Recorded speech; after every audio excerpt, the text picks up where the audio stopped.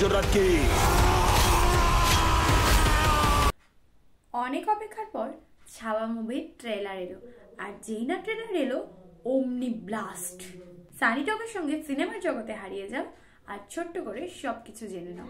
চলো চটপট জেনে নি ট্রেলারটা কেমন হলো।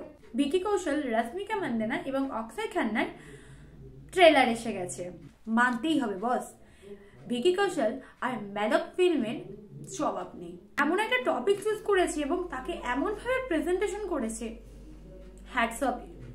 এরকম একটা যুদ্ধের হিস্টোরিক্যাল টপিক নিয়ে কাজ করা যথেষ্ট কঠিন এবং এটাকে এত সুন্দরভাবে প্রেজেন্ট করা আরো কঠিন। আর সেই দুটো কঠিন কাজকেই এক ঝটকায় সহজ করে দিয়েছে। সত্যি করতে এরকম একটা টপিক চয়েস করা, সেটার উপর রিসার্চ করা এবং সেটার উপর কাজ করা যথেষ্ট সাহসিকতার পরিচয় লাগে।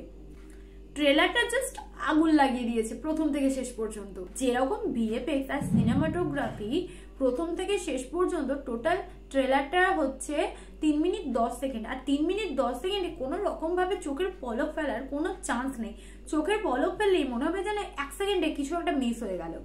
রুদ্ধশ্বাস এক একটা সিন, ভিকি কৌশলের অ্যাক্টিং, ডায়লগ আর এরকম সিনেমাটোগ্রাফি বড় পর্দায় দেখতে কতটা ভালো লাগবে তোমরা আন্দাজ করতে পারছো? তাহলে ছত্রপতি শিবাজি হিসেবে ভিকি কৌশলের কথা কি বলি, শুধু এটাই বলবো যে এক মুহূর্তের জন্য মনে হয়েছিল যেন আমরা ভিকি কৌশলকে না, ছত্রপতি শিবাজিকে জীবন্ত চোখের সামনে দেখতে পাচ্ছি।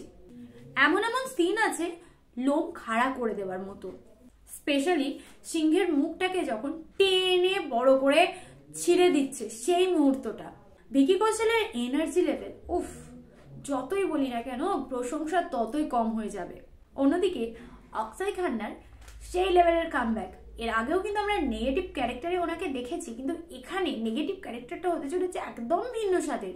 অক্ষয় খান্নাকে আগের টিজারে একেবারে চেনা যায়নি, সত্যি অবিশ্বাস্য। আর পড়ে রইল রশ্মিকা মান্দানার কথা, যেটা বাদ পড়লে একদমই চলে না।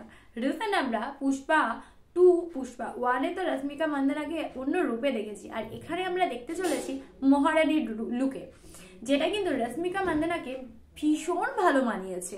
সত্যি এটাই মনে হচ্ছিল যেন এই লুকটা রশ্মিকা মান্দানার জন্যই তৈরি।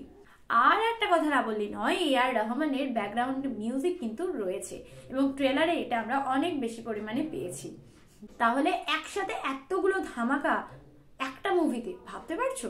ছত্রপতি শিবাজিকে এখানে জল, হাওয়া, আগুন এবং পৃথিবীর সঙ্গে তুলনা করা হয়েছে। মানে এতগুলো উপমা যখন একসঙ্গে আমরা মেলাবো তাহলে কতটা শক্তিশালী হবে, কতটা পাওয়ারফুল হতে পারে একটা মানুষ, বুঝতে পারছো?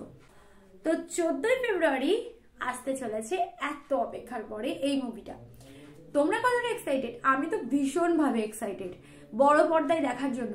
তোমাদের মতামত কমেন্ট সেকশনে জানিও, আর অবশ্যই সাবস্ক্রাইব করতে ভুলো না।